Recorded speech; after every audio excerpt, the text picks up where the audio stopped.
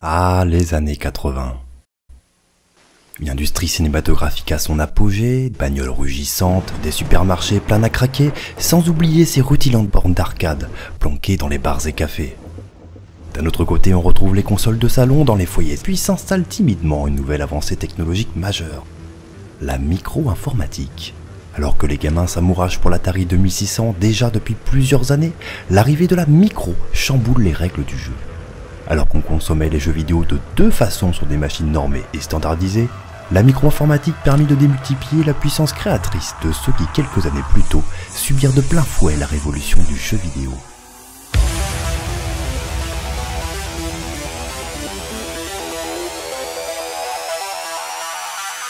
Les jeunes entrepreneurs français saisirent au bon cette accessibilité dont l'unique limite réside dans la barrette mémoire du boîtier en plastique leur faisant face. On est en 1983, le marché vidéoludique américain subit une contraction sans précédent.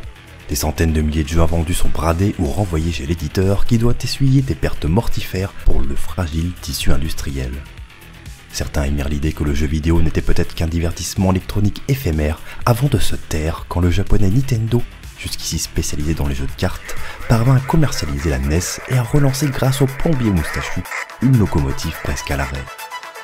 Mais un problème demeure, où sont nos jeux français? Mais les gars, ça tombe bien parce qu'en 83 c'est aussi la naissance de la French Touch.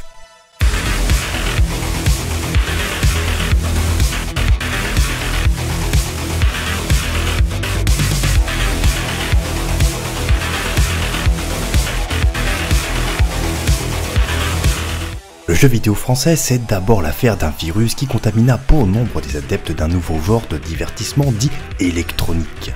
La programmation, nouvel apanage des néo-créateurs, s'avère être leur dénominateur commun. Si coder sur micro-ordinateur se révèle être une nouvelle addiction pour une infime partie des joueurs, elle constitue aussi ce qui permit à ces inconnus de se rencontrer. Dans un esprit pionnier, les programmeurs en herbe se rencontrent infortunément dans la petite boutique spécialisée du coin de la rue ou dans des clubs informatiques. La boutique, plus que le point de départ d'un réseau relationnel, marque le début d'un développement artisanal. Dans l'arrière-boutique d'Helix, importateur français de l'Auric 1, Laurent Veil et Marc Bale façonnent leurs propres jeux vidéo qu'ils vendent aux curieux. Pour le chercheur Colin Cidre, ce magasin joue donc sur plusieurs tableaux. Il distribue, il édite et il vend. Cet écosystème n'est pas seulement l'apanage des Parisiens. Micro et Robot, le magasin de micro-informatique fondé par Bertrand Brocard à Chalon-sur-Saône en 1982, occupe les mêmes fonctions. Un an plus tard, de la structure d'édition RG Informatique émerge un véritable studio de développement, Cobrasoft. A posteriori, Brocard confiera au magazine Micronews avoir travaillé jours et nuits dessus, comme des malades.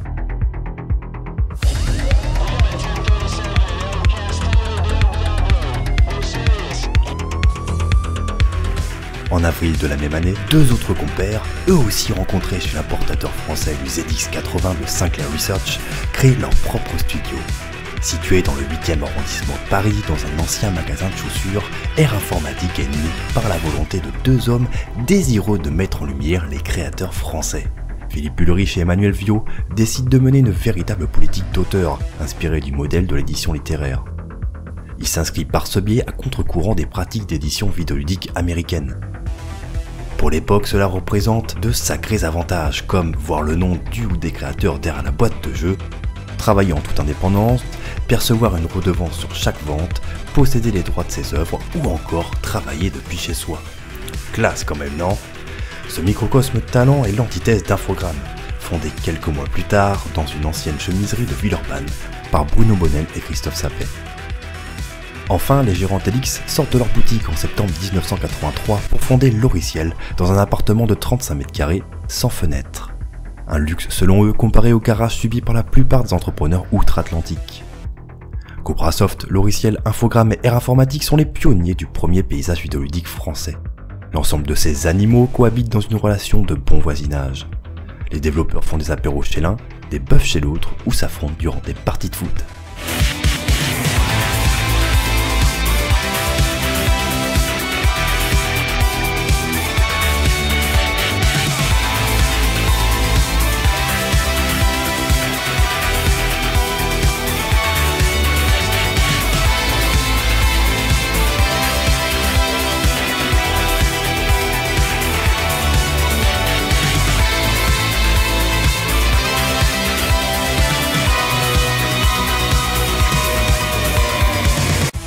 secteurs innovants, des acteurs sortent du lot et contribuent à rendre la production plus industrielle qu'elle ne devrait l'être.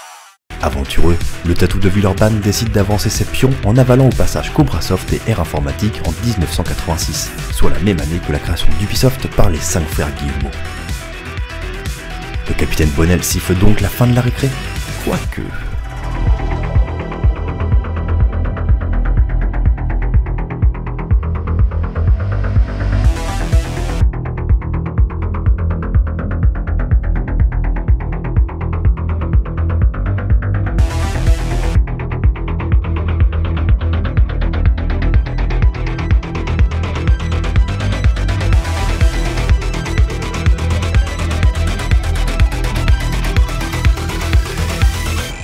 En 1987, alors que certaines productions françaises sortent du lot, Air Informatique joue un coup de maître.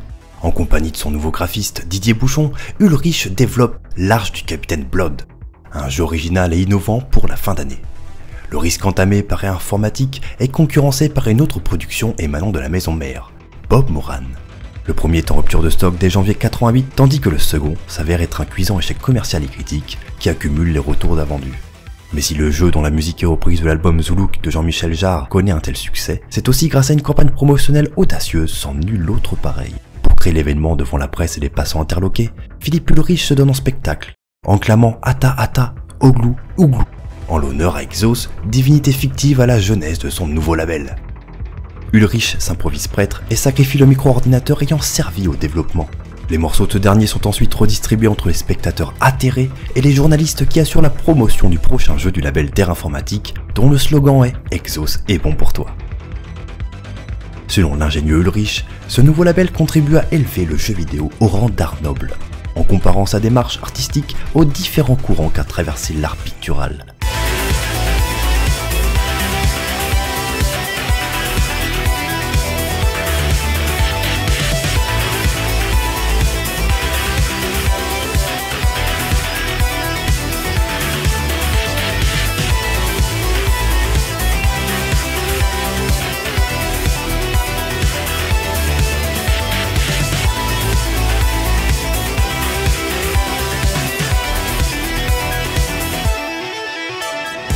À une autre échelle, Loriciel se distingue par ses sorties médiatiques remarquées. En août 89, la marque Ocha prend possession du parc d'attractions de la mer de Sable pour présenter West Phaser, un jeu de tir vendu avec un revolver en guise de périphérique optique.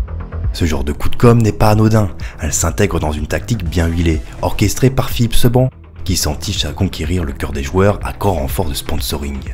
Ainsi, Loriciel dépense 800 000 francs pour que le félin parade sur la Porsche 911 du pilote René Medgue, égérie du jeu de course Turbo Cup. Ce même procédé est repris avec le champion de kickboxing français André Panza pour Panza Kickboxing. Non, il n'a pas porté de short avec des chats. Pour couronner le tout, Laurent Veil participe à une course de motoneige canadienne en 1990, permettant à l'entrepreneur de passer en direct sur TF1.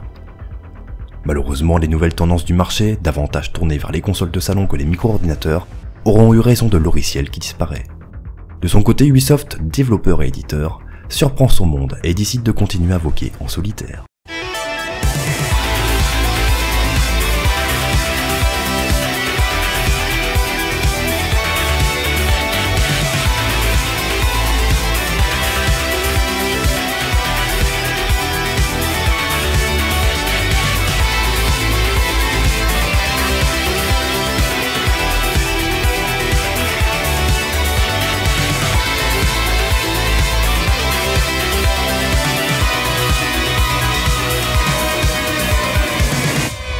En 1988, l'entreprise bretonne crée un pôle de développement exceptionnel dans le château du Cré de Caillac, non loin du siège social de Carentoire.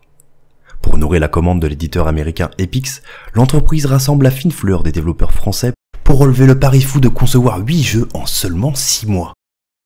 La quinzaine de développeurs jouissent d'une vie de château au sens strict du terme. Dans le lot, Michel Ancel, le papa Terriman, qui marquera le lancement de la PlayStation quelques années plus tard. Mais ça, c'est une toute autre histoire.